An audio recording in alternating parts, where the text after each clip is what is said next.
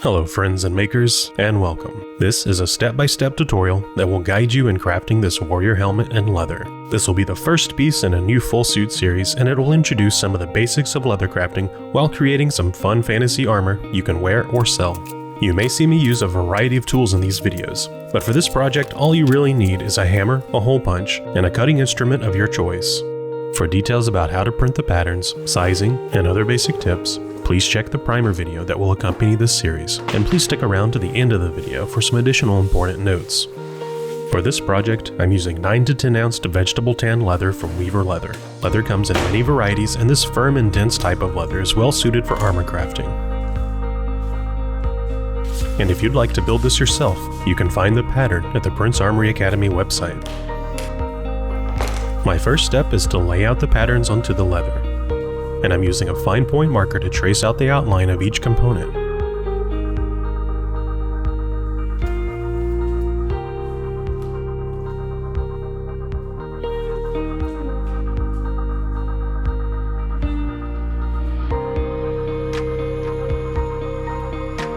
Some pieces will require you to flip or mirror the patterns and trace again. There are some reference marks to help with assembly, but it's up to you if you want to make notes on the leather as you trace or just keep the patterns handy for reference later. You can make notes on the back of the leather as well.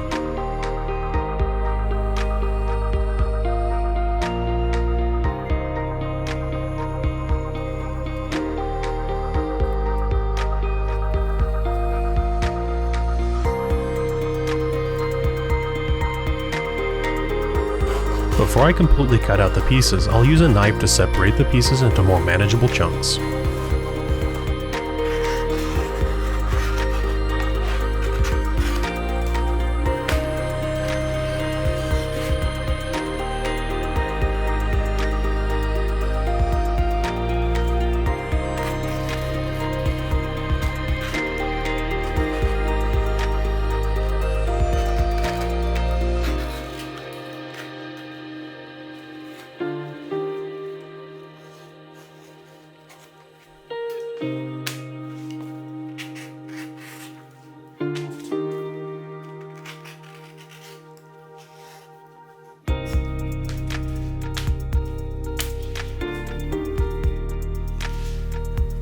Then I'll give each piece a quick dip into water.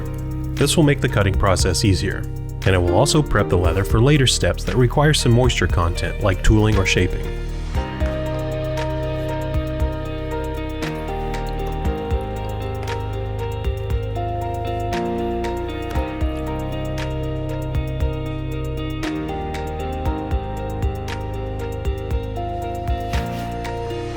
My personal preference for cutting leather is generally to use heavy-duty shears. Most of the things I make, like armor pieces, have a lot of curves that are just easier with shears, at least to me. Your personal preference may vary, of course. Shears can be an investment, but it's a good one to consider. You can use a utility knife or box cutter or whatever feels best for you.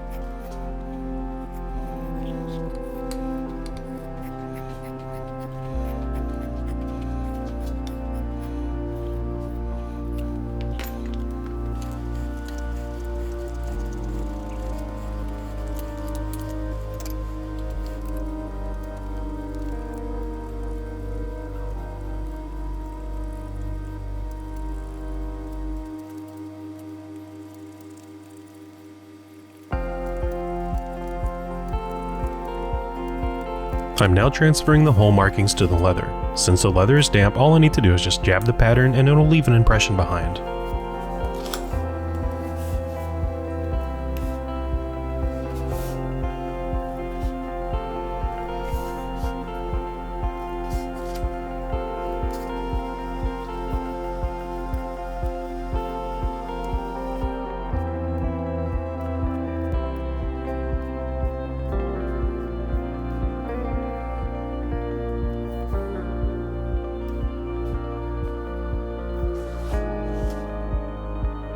Next, I need to punch out all of the holes. I'm trying out a new rotary punch from Weaver Leather. Straight out of the box, the tubes are sharp and very polished. That makes a big difference. It's also very comfortable and smooth to operate. It made quick work of all the holes here.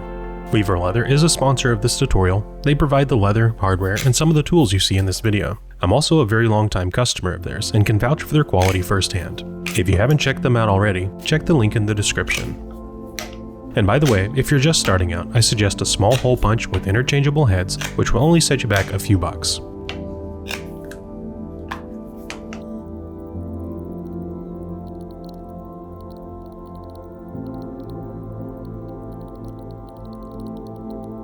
At this point in the build, you're going to have some decisions to make regarding what to do with the final appearance.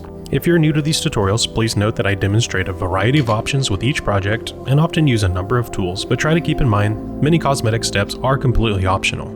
For this project, let's start very basic. I'll be using an edge groover, I usually call it a channeler, and it's just a quick and easy way to add a noticeable border around the pieces. This is by no means mandatory, but I think you'll find for most projects, adding even a simple border like this is a nice touch that adds a little class. In fact, by many accounts, the more simple your project is, the more attention you should probably give to the quality of your edges.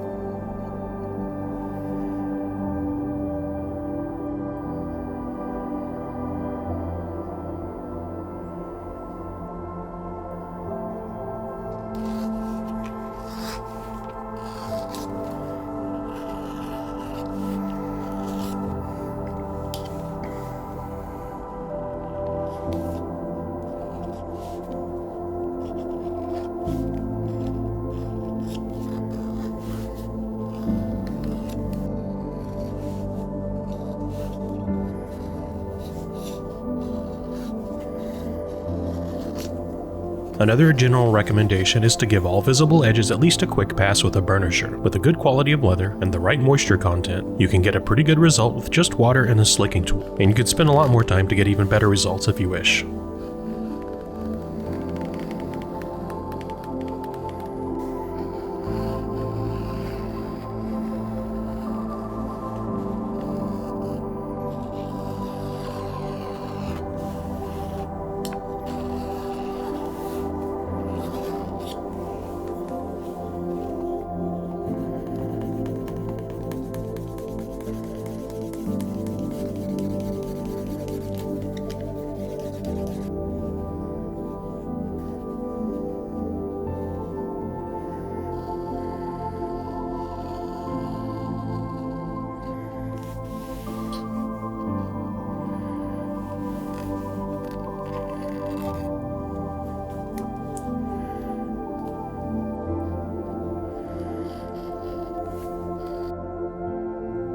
Another optional step I'm taking here is to do some basic stamping along the edges.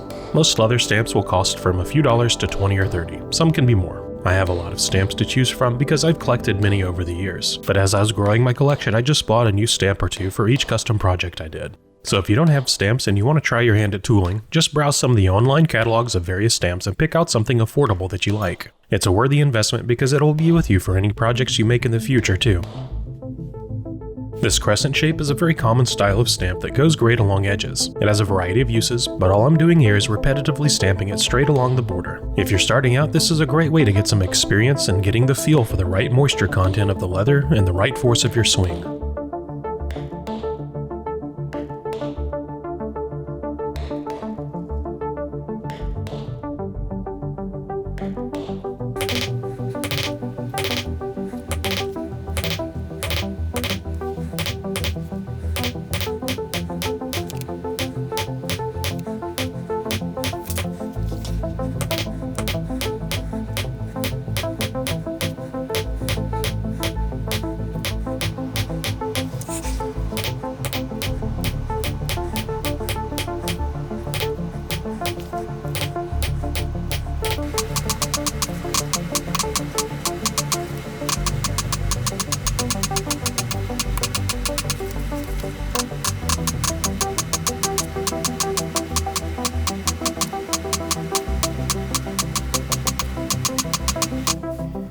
This next step is also technically optional, but to get the best visual result, I suggest you wet form the top pieces with a bit of a dome shape. Leather is a flat, two-dimensional medium, but when you reach a suitable level of moisture content, it can become pliable and create a more three-dimensional shape. This is speaking specifically to the vegetable tanned leather. I have a dome stake made for metal planishing that I generally use for shaping leather, but you can use any spherical object like a baseball for example. The trick is waiting for the right time that the leather has a right degree of water saturation. If it's too wet, it may stretch but it will not hold the shape, and if it's too dry, it just won't stretch. This stage does not have to be perfect, just get the shape close enough to make assembly easier. You can always come back and fine-tune the shape after assembly.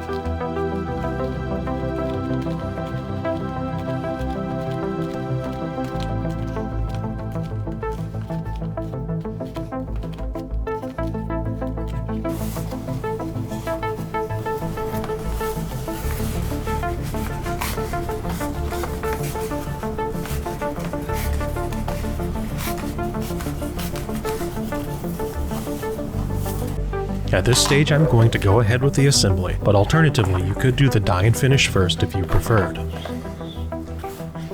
For the hardware in this project, I suggest you get a bag of medium double-capped rivets, and you'll probably want a few long rivets for the spots that require riveting through 3 layers.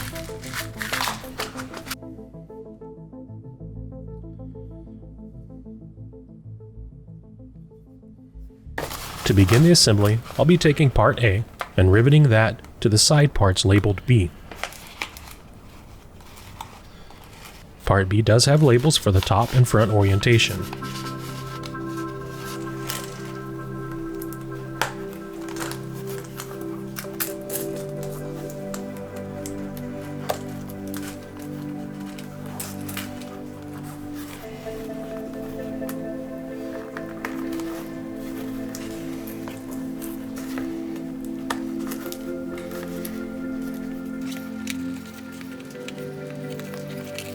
To set the rivets, I'm using my metal forming stake as a base, but the easier method that doesn't require this tool is to hammer the rivets flat from the inside. If you follow the assembly order presented here, you should be able to reach all the rivets easily enough. You can set all 3 rivets on the front side, but only set the top 2 rivets at the back for now and save the bottom hole to go through the back panel later.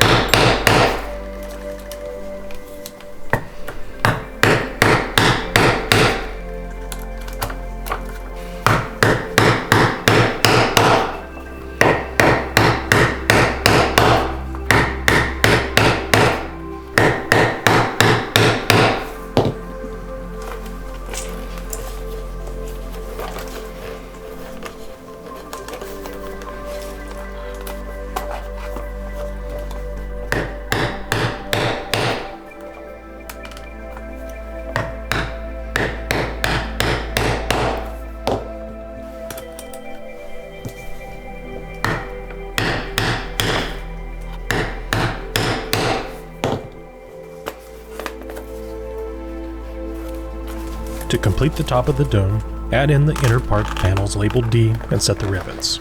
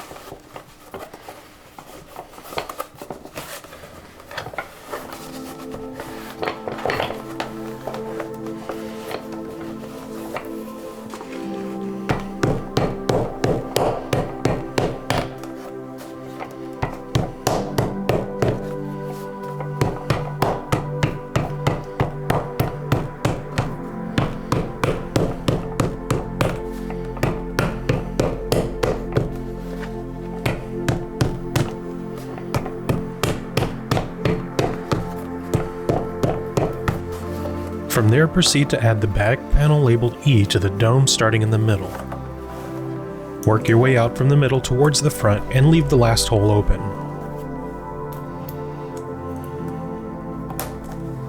If the holes are being stubborn and lining up, use a little moisture and something like an awl to stretch things into place.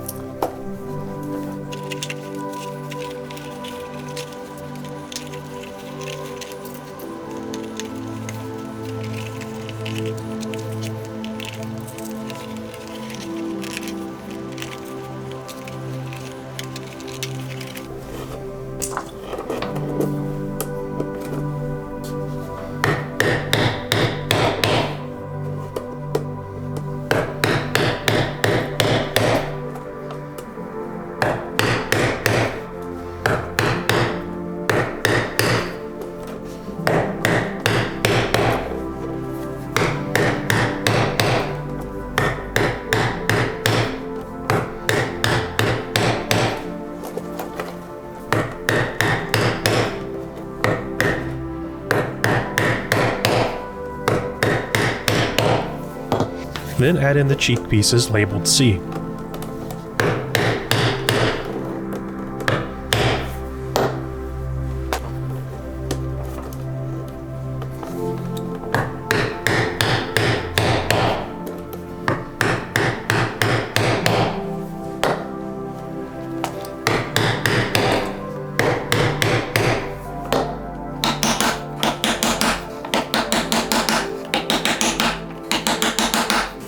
The final piece will be the tail at the base of the helmet, labeled F. Note that I flared out the shape of the bottom and the middle pieces to blend the shape transition.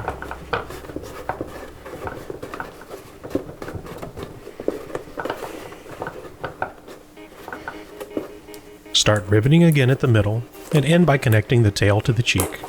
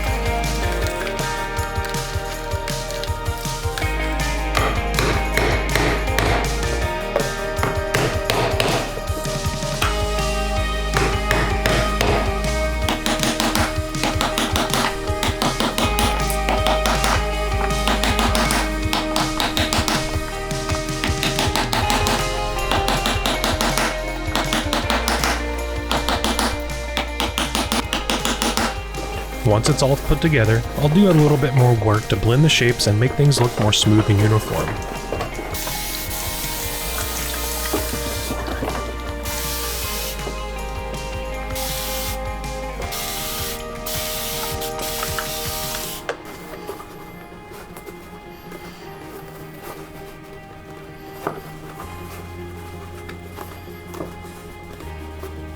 Note that using rivets like this to connect the pieces can give a warped appearance to the seam lines. I tend to call this effect bacon edges, so I like to use a smooth face hammer to tap down the edges a bit to compress and blend the lines.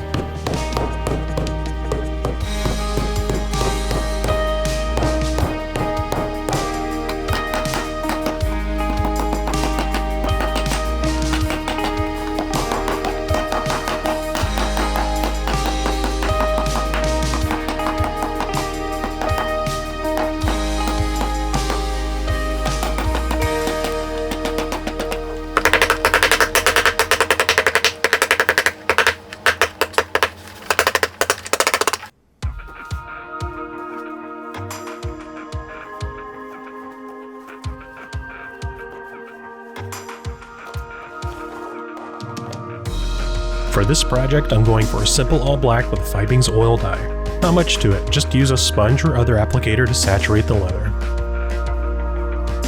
And for the finish, I'm using Weaver's Tough Coat and Clear. It protects, shines, and firms the leather, especially if you use a generous amount when finishing on the inside. To apply it, you can use various applicators. I often use high-density sponges or even a blue shop towel, which doesn't leave behind a lot of fibers.